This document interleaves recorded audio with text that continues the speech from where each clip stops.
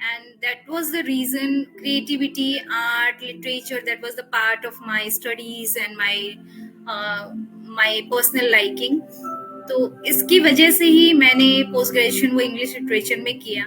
And immediately जब हम study के बाद कॉलेज लाइफ से बाहर आते हैं, तो जो हमारा फर्स्ट करियर होता है उससे कुछ अटैचमेंट हो जाती है. तो मेरा जो फर्स्ट करियर था वो टीचिंग और ट्रेनिंग का ही था. It was not a school training, it was not any kind of tuition. इस तरह की चीजें नहीं थी जैसे जनरली स्टूडेंट शुरू कर देते हैं जॉब, किसी भी जॉब को ज्वाइन करने से पहले. It was with a institute, और काफी लंबे समय तक मैंने काम किया क्योंकि मुझे उस काम में ना मजा आने लग गया था. तो वो मेरा एक फेज था. और 2005 में जब मैं दिल्ली आई तो मुझे ऐसा लगा कि मेरे को इस काम को दोबारा करना चाहिए, बट थोड़ा सा इंटरेस्ट ऐसा लगा कुछ एक्सप्लोर करूं. तो 2-3 साल 4 साल मैंने कुछ और किया, and then again I shifted to this particular industry. Then I did my image consulting course, train the trainer program, various other courses, programs from national and international trainers and coaches, and then I became personal development coach. तो ये केवल ऐसा नहीं है कि कोई extensive degree है विच I have taken या कोई बुक है उसको पढ़ लिया. इट्स ओवरऑल एक इतने सालों का एक्सपीरियंस है मेरे साथ जो मुझे एक पर्सनल डेवलपमेंट कोच बनाता है. और पर्सनल डेवलपमेंट का मतलब हुआ कि जो जर्नी आपने खुद अपने लिए भी कहीं न कहीं देखी है, and you have gone through that. So that is exactly what I am doing with others. and जब रिजल्ट मिलते हैं और उसके साथ सेटिस्फैक्शन लेवल देखने के लिए मिलता है जो मेरे मेंटीज हैं उनका, तो आई फील कि हाँ कुछ और करना है और अच्छा करना है. तो ये मोटिवेशन होता है. तो this was my journey as a personal development coach. Could you please explain to our audience? I think your video is paused. Mine? Yes. Please check your video. Maybe you can join again. My video is not paused. I can't see your video.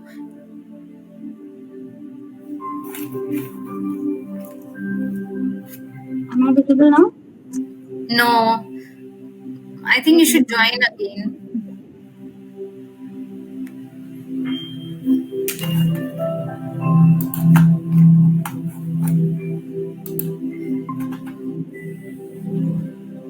Yes. Yeah, it is. Yeah, it is visible now. Ma'am, could you please explain to our audience and especially our youth that why do we need a personal development coach? Why is it so important in these days? Let's understand first why personal development is important, right? स्तुति, अगर हम अपनी life के experiences को ही देखें, हम खुद को देखते हैं, तो सिंस चाइल्डहुड टिल टुडे किसी न किसी रूप में कैसे न कैसे हमने किसी भी पर्टिकुलर एरिया में काम किया हो या न किया हो, कुछ न कुछ चेंजेस, ग्रोथ सब हुई है, राइट? और ये प्रकृति का नियम है. This absolutely a natural phenomena. What happens if we are conscious, if we understand the areas of development, change, improvement, we are going to have better results. We can just create better results. And conscious होकर अगर हम कहीं पे काम करते हैं तो उसके रिजल्ट्स के लिए भी हम काफी हद तक रिस्पॉन्सिबल होते हैं. हम काफी हद तक अपने, एक तरह से कहते हैं ना, लगाम अपनी हाथ में लेना, वो सेंस होता है. That's why personal development is required. अब आती है कोच की बात कि व्हाई कोचेज आर रिक्वायर्ड. हम अगर खुद से सोचते हैं कि हमको अपने ऊपर काम करना है, will take tentative few areas. इस पे काम कर लेते हैं, यहाँ काम कर लेते हैं, इधर से कुछ इन्फॉर्मेशन ले लेते हैं, कहीं से बुक से ले लिया, कहीं से. लेकिन जो कोच होता है, coach has gone through so many things. उसकी जो लर्निंग कैपेबिलिटीज होती हैं वो अलग होती हैं, उनका जो नजरिया होता है वो अलग होता है। कोच आपको राइट डायरेक्शन में गाइड करते हैं, वो आपको एक ऐसा रास्ता देते हैं कि उसके ऊपर just you have to walk and you just have to take the guidance of the coach और धीरे धीरे धीरे धीरे मूव करना है। क्योंकि जब हम किसी भी लर्निंग फेज में होते हैं, बहुत ही नेचुरल है कि एक ऐसा एरिया, एक ऐसा टाइम आता है जब हमें लगता है कि पता नहीं रिजल्ट आएगा कि नहीं, या आ रहा है या नहीं आ रहा। तो इस मोमेंट पे कोचेस जो होते हैं वो कि they make sure that you should not give up. आप गिव अप न करें, आप चलते रहें, आपको मोटिवेट करेंगे, आपके साथ रहेंगे, आपका हैंड होल्ड करते हैं। एंड देन, और वो तब तक जब तक कि आप सर्टेन एरियाज और रिजल्ट्स तक नहीं पहुंच जाते। सो दैट्स इट्स लाइक कोई भी टॉपिक हो या फिर सिर्फ करियर वाइज हेल्प करते हैं, पर्सनली भी हमारी लाइफ में कोई भी प्रॉब्लम हो तो कोच उसमें भी हमारी हेल्प करते हैं। डेफिनेटली इट्स ऑल, देखिए प्रॉब्लम्स होती क्या है, प्रॉब्लम्स जो होती हैं स्पेशली आपकी इमोशनल डिस्टर्बेंसेस होते हैं, है ना। वो सारा का सारा माइंड से रिलेटेड एक खेल है, ठीक है। प्रॉब्लम्स अगर माइंडलेस हैं तो प्रॉब्लम है नहीं, हमारी सोच है, विचार है, we have thoughts, we have creativity, we have lot many things going on in our mind. That's how we create success in mind, that's how we create problems in mind, that's how we create challenges in mind। जो कुछ भी है mind में है। if we don't think, किसी भी आप अपने घर के किसी भी एरिया की कैसे भी प्रॉब्लम्स को आप ले लीजिए और उसको एक बार अपने माइंड में बोलिए डज नॉट एग्जिस्ट।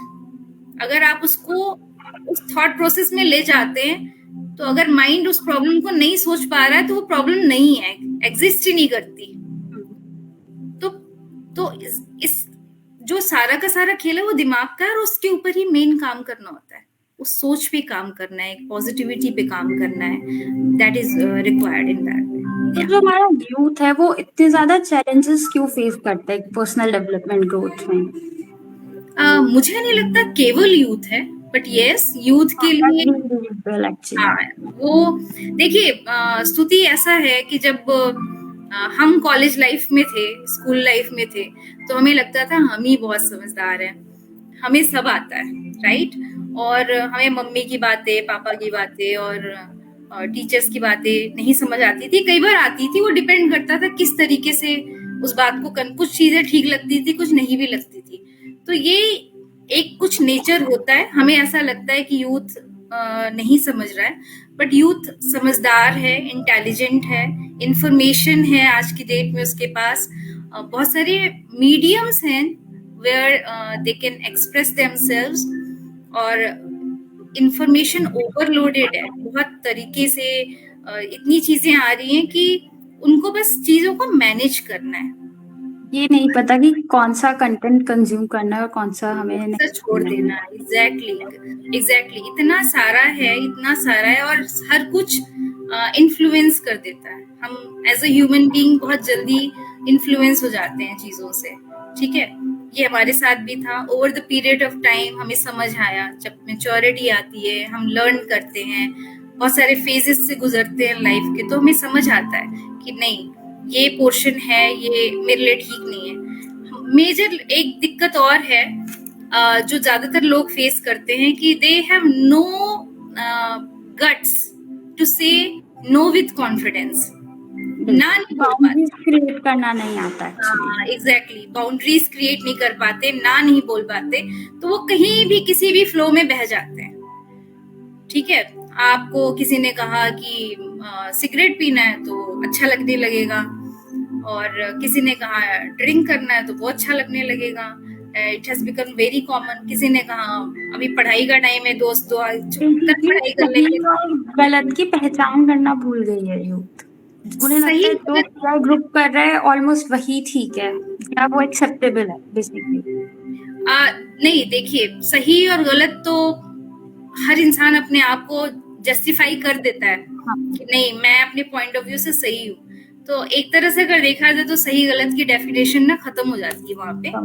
एग्जैक्टली समझने की जरूरत ये है कि सही गलत समझने से ज्यादा ये समझना जरूरी है हमें कि क्या ये हमारी ग्रोथ के लिए ठीक है? क्या हमें फोर्थ साइटेडनेस चाहिए?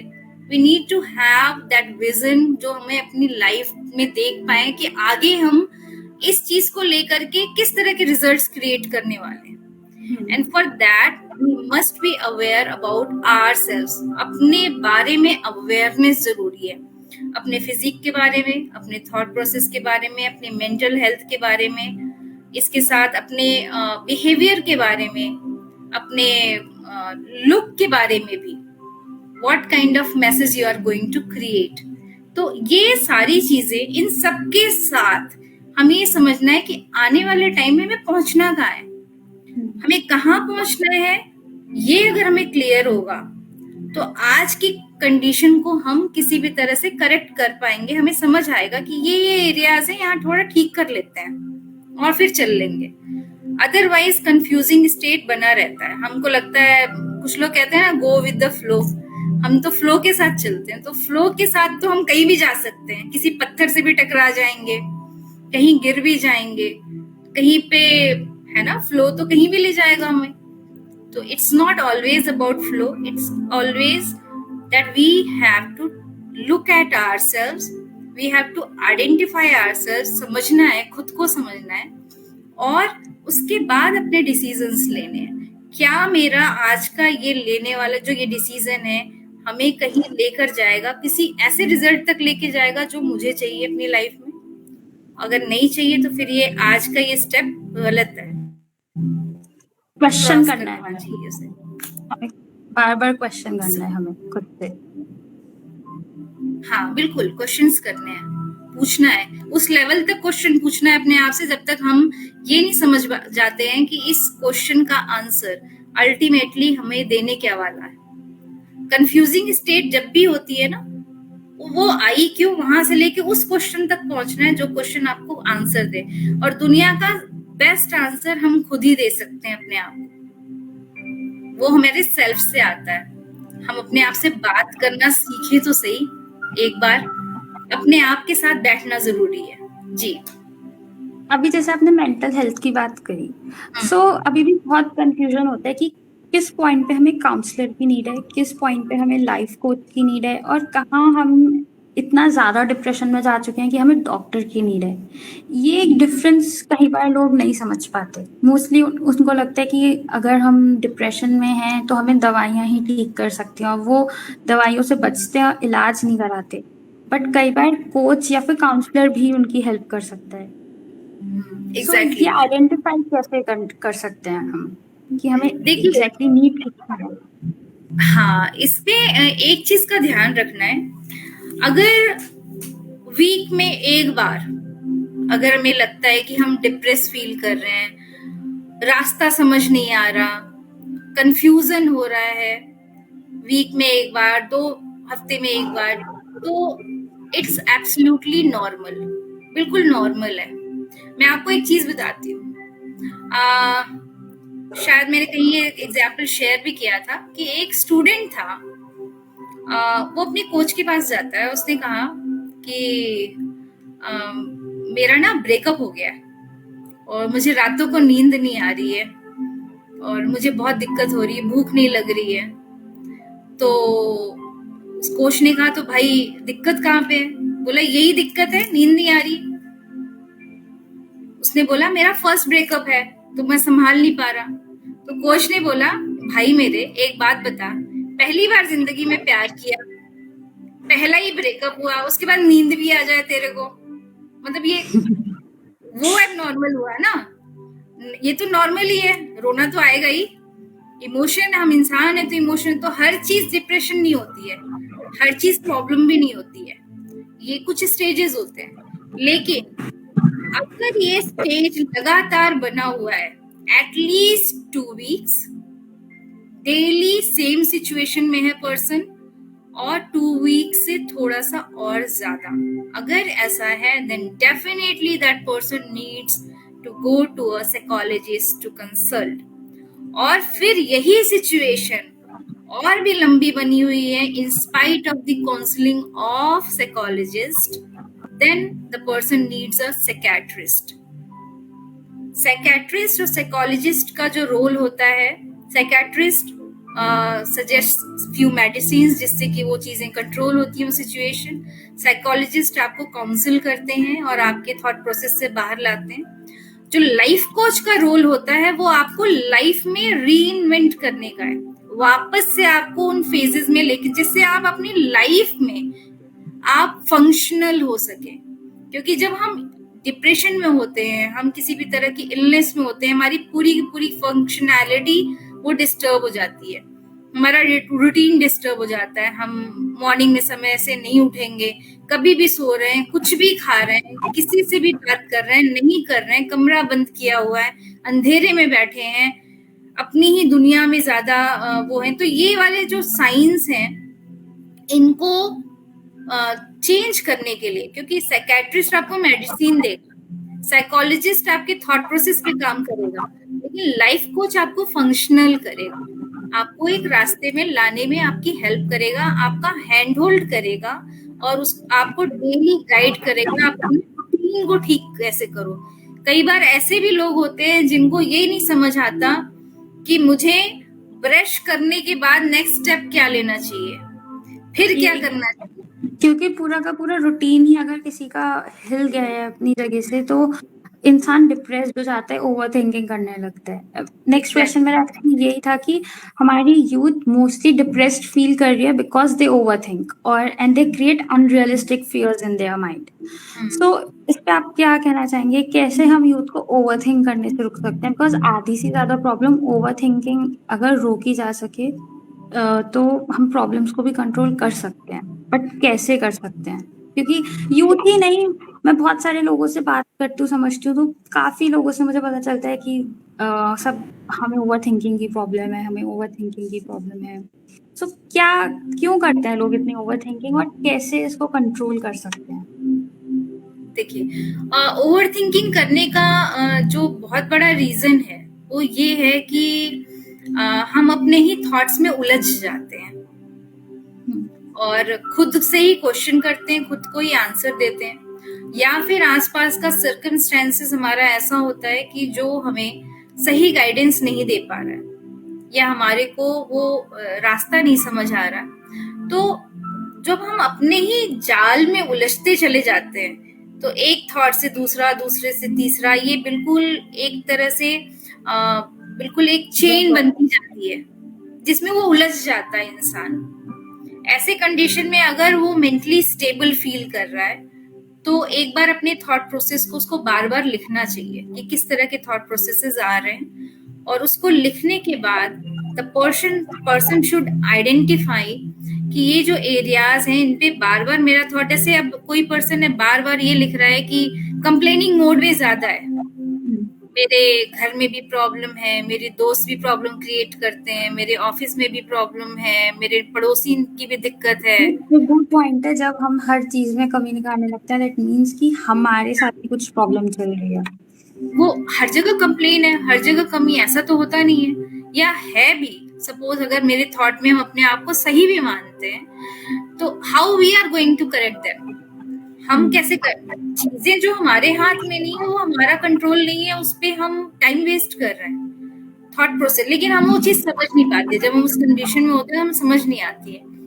तो इस कंडीशन में 2-4 चीजें हम कर सकते हैं। एक बार अपने थॉट्स को देख सकते हैं, उसके बाद उन थॉट्स को अपोजिट लेके जा सकते हैं, है ना। अगर मैं पॉजिटिव अफर्मेशन जिसमें बहुत हेल्प करते हैं, ग्रेटिट्यूड हेल्प करेगा। जैसे अगर मैं बार बार ऐसा लगता है कंप्लेनिंग मोड हम हैं, तो हमें वो एरियाज आइडेंटिफाई करनी चाहिए जिसके लिए हम थैंकफुल हैं।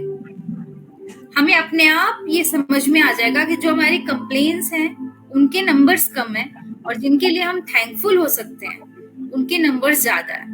अब थैंकफुल होने के लिए भी लोग लिखना शुरू करेंगे। एक बार किसी से मैंने कहा भाई लिखो कि किन चीज के लिए आप थैंकफुल हो, तो 2-3 पॉइंट से ज्यादा लिखा ही नहीं गया कि बस इतनी है कि थोड़ा सा पैसे ठीक है मेरे पास और more than 100 points। हाँ एग्जैक्टली। लेकिन हम ये नहीं समझते कि रात को सो के सुबह उठ के उसके लिए भी थैंकफुल होने की जरूरत है। बहुत एक सारे बेड लोग भी को मिल होती होगा नहीं तो वो भी उसके लिए भी बहुत थैंकफुल होना चाहिए है। हमें। प्लस ये जो बॉम्बार्डिंग है थॉट्स की, उसको रोकने का एक तरीका और है कि अपनी सांसों पे ध्यान देना चाहिए, एक मेडिटेटिव स्टेट को मेंटेन करना, या फिर थोड़े दिन स्टार्ट करना अपनी मेडिटेशन। मेडिटेशन का मतलब ये नहीं होता है कि हम योगी हो गए, है ना। लोग बड़ा रॉन्ग वे भी कई बार सोचते हैं कि एग्जैक्टली। सब कुछ छोड़ना है, हमें मेडिटेट करना है या ध्यान करना है या साधनाएं करनी है, ऐसा नहीं है। मेडिटेशन जो है आपको एक जगह एक तरह से गैदर करता है, इकट्ठा करता है, मतलब एक पर्टिकुलर स्पेस पे आप आते हैं और वहां आप कंसंट्रेट करते हैं specially on your breath. when you concentrate on your breath, then you just relax your mind, उसको छुट्टी दी है। काम पे लगाया हुआ था इतना ज्यादा, बेचारा थक गया है, तो उसको छुट्टी पे जाने का मौका। तो जैसे हमें अपने इंटेस्टाइन को, अपने जो है स्टमक को अगर रेस्ट देना होता है तो हम फास्ट का सहारा लेते हैं, फास्ट दे दिए तो उनको रेस्ट मिल जाता है। वैसे ही हमने थॉट प्रोसेस को रोकने के लिए ये जब हम इसमें आए तो उनको रिलैक्सेशन मिलती है। अब कुछ लोग हैं कि जैसे ही मेडिटेशन में बैठते हैं बहुत सारे थॉट्स आते हैं, बहुत आते हैं, बहुत मुश्किल है, बहुत 4 दिन में छोड़ देते हैं। But anything which you do needs a practice, एक तरीका। दूसरा तरीका ये है, जो कुछ भी हम कर रहे हैं, एनीथिंग, अगर हम सपोज अगर हम लिख रहे हैं तो उसमें भी we should be at a present moment. उस मोमेंट जीना जरूरी है। जब आप वहां उस मोमेंट में होते हैं, आपका माइंड कहीं और नहीं जाएगा। तो ये प्रैक्टिसेस हैं जो आपको ओवर थिंकिंग से बचाएंगी। जब हम प्रेजेंट मोमेंट में जीना सीखते हैं, वो भी एक मेडिटेटिव स्टेट ही है। हमारा माइंड इतना ज्यादा ट्रेंड हो चुका है, कई बार हम कार स्कूटर पे होकर आ जाते हैं कहीं पर और हमें शायद आसपास का ध्यान भी नहीं रहता, क्योंकि हम अपने माइंड से बात कर रहे होते हैं most of the time. Because हमारा माइंड इतना ट्रेंड है तो हम पहुंच जाते हैं सारे मतलब हर तरीके से ट्रैवल कर लेते हैं, बट माइंडफुलनेस नहीं होती जब हम कार या स्कूटर भी चला रहे होते हैं तो। देखिए, प्रैक्टिस करके स्तुति कुछ भी आ सकता है। First we have to understand the most important, coach का यही काम होता है, आपको ये समझाना, आपकी आपके साथ पहचान कराना सबसे बड़ी बात है। आपको ये समझने की जरूरत है कि जो पावर्स हैं वो हमारे खुद के अंदर ही हैं। अगर वो हमारे अंदर है, पहले हमें ये समझना है हमें ये चीज करनी क्यों है। माइंडफुलनेस है तो उसके बेनिफिट्स क्या है, अगर मेडिटेशन है तो उसके बेनिफिट्स क्या है। अगर हम प्रेजेंट मोमेंट में, या ऑफ कोर्स जो माइंडफुलनेस जिसको कहते हैं आज की डेट में बड़ी क्लासेस है, तो उसकी बेनिफिट्स क्या है। अगर हम इन चीजों को समझ जाएंगे then we will be able to do it. Otherwise ये हमें जो है बिल्कुल कंफ्यूज करेगा, मतलब जरूरत क्या है, क्योंकि वो इजी है ना, उसकी प्रैक्टिस ज्यादा है, इसकी कम है। हाँ जी। आप 2 मिनट कोई ऐसी मेडिटेशन बता सकते हो जो मतलब ओवर थिंकिंग से हम ब्रेक ले सकते हैं और अपने नया थॉट प्रोसेस स्टार्ट कर सकते हैं बैठे बैठे? For या 2 minutes, see, meditation, if you sit for a meditation then it cannot be for 2 minutes, but of course we can do one thing. We can just concentrate on breathing. That's the best way to gather ourselves in the present moment. Present moment में लाने का सबसे अच्छा तरीका है कि हम breathing पे कंसंट्रेट करें। अब वो अगर मुश्किल लगती है, we just have to do one thing, we should sit straight, so that you can sit straight and can practice with me, okay? And then first of all we should concentrate on our breathing through अनुलोम विलोम। ये हमको concentrate कराता है, ठीक है। तो आप कोशिश कीजिए, when you are pressing your nostrils, you should be here. when you are taking breathing के ऊपर पूरे कंसंट्रेशन करें, एंड उसके बाद देन आप इसको छोड़ करके you just only close your eyes and concentrate on your breathing। एक एक सांस के ऊपर ध्यान रखना है जब आप सांस ले रहे हैं और छोड़ रहे हैं। तो वो जो एयर है, वो एयर जब निकलती है उसकी फीलिंग, और जो आप ले रहे हैं उसकी फीलिंग वो होनी चाहिए। इससे क्या होता है, you are tend to be in a present moment. ये एक प्रैक्टिस है। डेली आप 5-10 मिनट्स की इस तरह से कॉन्शियस प्रैक्टिस कर सकते हैं, एंड देन कॉन्शियसली अपने आप को जो पर्टिकुलर काम आप कर रहे हैं उसमें बिल्कुल इन्वॉल्व करें, पूरे माइंड बॉडी सोल के साथ। तो that is a kind of एक मेडिटेशन ही है वो भी। 10 सेकेंड्स भी अगर हम अपनी ब्रीदिंग को यहाँ माइंड तक कंट्रोल कर पाते हैं तो भी काफ़ी सारे थॉट्स और स्ट्रेस एंजाइटी हम उन सब चीज़ों को दूर कर सकते हैं। एग्जैक्टली बिकॉज ये शुरू ही थॉट से होता है, और काम भी थॉट्स पे ही करना है सारा। तो हमारी यूथ या हमारे जो भी इंडिविजुअल्स हैं, एक क्या कोई भी एक कॉमन चैलेंज जो हर कोई फेस कर रहा है अपनी लाइफ में? कॉमन चैलेंज जो सबसे ज्यादा ये है कि आज की डेट में हम अपने आप को मैनेज नहीं कर पा रहे हैं, है ना। फोकस इससे जो है जाता है, और मैनेज करने का जो सिंपल तरीका है वही वाला है जो हम लोग छोटे थे ना, क्या करते थे, टाइम टेबल बनाते थे। सुबह 6 to 7 ये करना है, 7 to 8 ये करना है, उसके बाद ऐसे करना है। एक एक डिसिप्लिन होना बहुत जरूरी है लाइफ में। एक सो करके उठने का टाइम हो, उसके बाद आप नेक्स्ट स्टेप क्या ले रहे हैं आपको अवेयरनेस होनी चाहिए, पता होना चाहिए, रिटर्न होना चाहिए आपके पास। उसके बाद नेक्स्ट स्टेप क्या ले रहे हैं, फिर क्या कर रहे हैं, आपको सुबह से लेके अपने रात तक की रूटीन का कंट्रोल होना चाहिए, और आप इतने ज्यादा कॉन्शियस हो कि आपको पता हो आपने दिन अपना कैसे स्पेंड किया है। ये आपको बहुत हद तक आपको बेकार की चीजें करने से भी रोकेगा। बहुत टाइम हम क्या करते हैं, हम ऐसे ही टाइम वेस्ट कर देते हैं just scrolling and looking at the TV की कौन सा पर्टिकुलर में प्रोग्राम देखना चाहिए। काफी हद तक तो ये सर्च करने में ही हमें समय लग जाता है, या फिर हम इंस्टा आजकल तो फेसबुक। जोमेटो पे फूड ऑर्डर करने में हमें कम से कम आधा घंटा लग जाता है बिकॉज सोचने में क्या खाना है, या सेम विद अमेजोन या हम कोई भी साइट पे शॉपिंग करते हैं, बहुत टाइम जाता है उसमें। वो स्क्रॉलिंग टाइम तो ऑफ कोर्स काफी ज्यादा है आज की डेट में, और वो भी हम रख सकते हैं, ऐसा नहीं है। अगर हम पूरे दिन बहुत मेहनत कर रहे हैं, काम कर रहे हैं, और इंस्टा पे कुछ रील्स देख के भी फील रिलैक्स्ड, हमारा मूड चेंज हो गया, तो इट्स नॉट बैड। लेकिन अगर आप 10-15 मिनट से ज्यादा, मैक्सिमम हाफ एन आवर भी मैं ले लेती हूँ, कुछ चीजें ऐसी इंफॉर्मेटिव भी हैं सोशल मीडिया पे, हम जा सकते हैं, इसको पावर की तरह यूज कर सकते हैं। लेकिन अगर ऐसा हो कि हम 2-3 घंटे उसी पे पड़े हुए हैं, we are not just it's not like कि हम पूरी तरह वो हमें लीड कर रहा है या हम उसको कर रहे हैं। सब चीजें हमें कंट्रोल कर रही हैं आजकल। सारी चीजें हमें कंट्रोल कर रही है। हम क्या कर रहे हैं, हम जो है we are just becoming slave of so many things. तो it's all about, self growth आती ही तब है जब हम अपना कंट्रोल खुद अपने हाथ में लेते हैं। That's it, that's the major portion which we have to think over.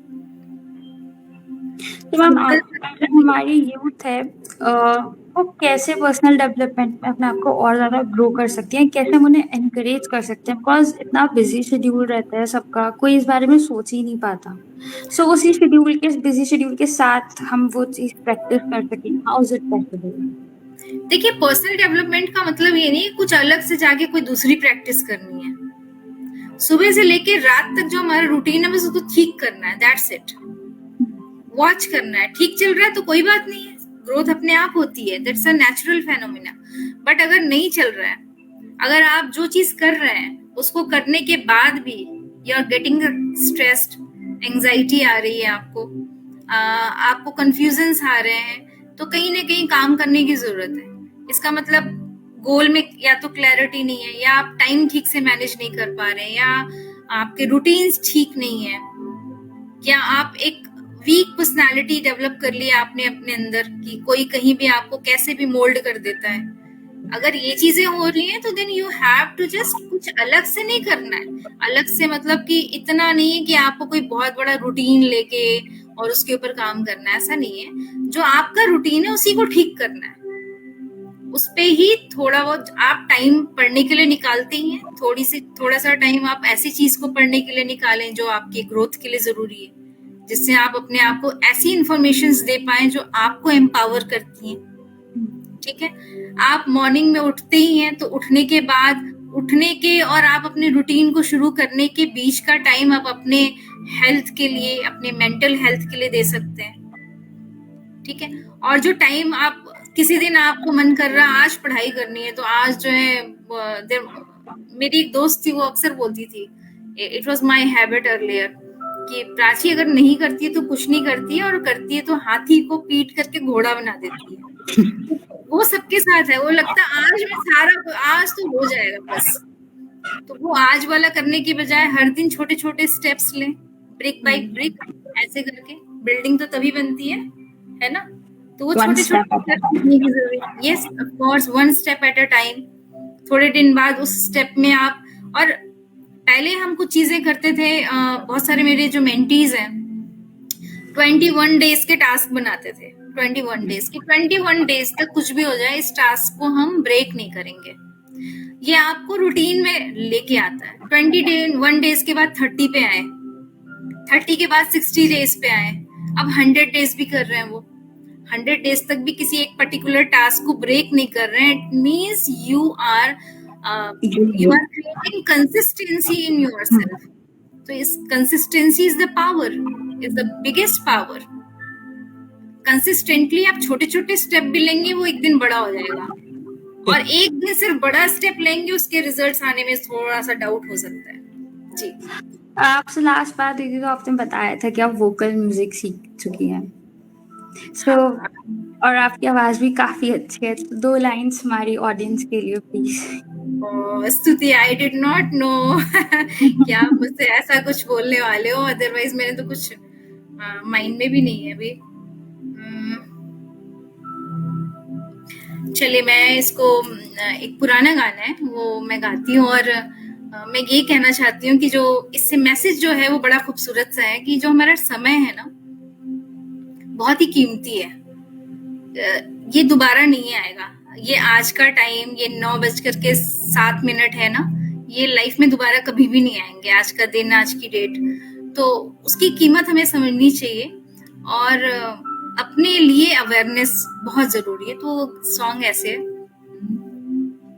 जिंदगी के सफर में गुजर जाते हैं जो मकाम, वो फिर नहीं आते, वो फिर नहीं आते।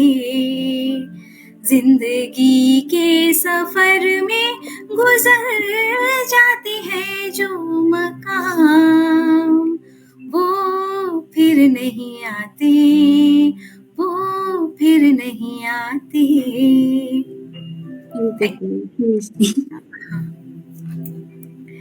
एक लास्ट क्वेश्चन है, उसके बाद we will just take an end. एक कंफ्यूजन है, what is the difference between personal development and personality development? Okay, personal development is a bigger area, जहाँ पे you talk about yourself also. Personality development, personality is all about जो आप, सामने वाला आपको देख करके एक बार में जज करता है। You are what others see and feel in their eyes, right? So you just have to carry yourself in that way. That is your personality. आप कहीं भी जाते हैं, आपको एक फर्स्ट इम्प्रेशन क्रिएट करनी होती है। उस फर्स्ट इम्प्रेशन के लिए जो भी आप स्टेप्स लेते हैं, दैट इज पर्सनैलिटी, राइट? आपका कम्युनिकेशन हो गया, बॉडी लैंग्वेज हो गया, आपका लुक हो गया, आपके हेयर स्टाइल है, आपकी ग्रूमिंग है, that is a part of personality. The personal development talks about personality as well as self growth, your self development इसमें जो है वो इन्वॉल्व होता है। सेल्फ वो आपके इनर सेल्फ पे काम होता है, उसमें आपके थॉट प्रोसेस पे, आपका सोचने का तरीका, आपकी एंजाइटी, आपका स्ट्रेस, जो आप उसको हैंडल कर पाए। उसके साथ आप अपने रूटीन को ठीक करें, अपने टाइम टेबल को ठीक करें, और ओवरऑल जो एक डेवलपमेंट होता है वो पर्सनल डेवलपमेंट में आता है। जी, Any last message you want to give to your audience? Sorry, last message, yes. स्तुति, जो लास्ट मैसेज वो यही है कि चेंज इज इनएविटेबल। चेंज तो होना ही होना है। हम जैसे कल थे वैसे आज नहीं है, और कल भी ऐसे नहीं रहने वाले हैं। तो बेहतर होगा कि जो चेंज प्रकृति की तरफ से चल के आ रहा है, एज भी चेंज हो रही, सब कुछ हो रहा है, उसमें हम कुछ अपने कॉन्शियस एफर्ट्स डाल दें तो काफी बेहतरीन अपने आप को रिजल्ट हम दे सकते हैं। This is my personal experience, and of course I can see the experiences of my mentees as well. तो मैं अपने एक्सपीरियंस से आपको ये बात बोल रही हूँ कि चेंज अगर लाना है लाइफ में तो थोड़ा सा अवेयर हो जाना चाहिए, और कुछ हेल्प ले लेनी चाहिए कहीं किसी से, जो आपको लगे कि आपको सही गाइड कर रहे हैं। एक्चुअली जो हमारी एज है 26 to 27, यहाँ गाइडेंस की बहुत नीड होती है। हाँ, ये क्योंकि एग्जैक्टली आप एक फेज से दूसरे फेज में जा रहे हैं। अपना जो एक बचकानी वाली चीजें थी वो छोड़ रहे हो, मेच्योरिटी की तरफ बढ़ रहे हो, पूरी तरह मेच्योर भी नहीं है, तो ये थोड़ा ट्रांजिशन वाला फेज होता है। तो यहाँ पे काफी रियली गाइडेंस की जरूरत है, काफी कंट्रोल की जरूरत है, और बहुत सारे डिप्रेसिव स्टेज इस एज में आने के चांसेस भी बहुत होते हैं। तो ऐसी जो जनरेशन के लोग हैं, इनको बहुत ज्यादा जरूरी है कि अपने जो आने वाला टाइम है उसके लिए एफर्ट्स जो हैं वो सोच समझ के लें, और अगर गलती हो भी गई है कोई, या ऐसे लगे कि कहीं ये कदम मेरा गलत तो नहीं हो जाता, तो डरना नहीं है। डरना किस लिए? क्यों डरें कि जिंदगी में क्या होगा? कुछ ना होगा तो तजुर्बा होगा। तो तजुर्बों से तो नहीं डरना चाहिए। सिखाते हैं, तजुर्बा बहुत कुछ सिखा जाते हैं, लेकिन अपने कॉन्शियस एफर्ट्स पे जरूर ध्यान देना चाहिए। वो काफी हद तक गलतियां करने से हमें रोक देते हैं, लेकिन गलतियां करने से डरना भी नहीं है। गलती हो गई तो कोई बात नहीं, हो जाएगी, कोई बात नहीं, ठीक हो जाएगा आगे। बहुत अच्छा लगा आपसे बात करके, बहुत कुछ जानने को मिला। थैंक यू सो मच अपना प्रीशियस टाइम देने के लिए, and all the best for your new book facets of self growth. Thank you so much. Thanks to you, Stuti, for inviting me for such a wonderful talk. Yeah. I hope आप सभी को इस interview से बहुत कुछ सीखने को मिलेगा। मैं फिर मिलूंगी आपसे किसी नए मेहमान के साथ। तब तक के लिए मुझे दीजिए इजाजत। Thank you so much. Please follow us.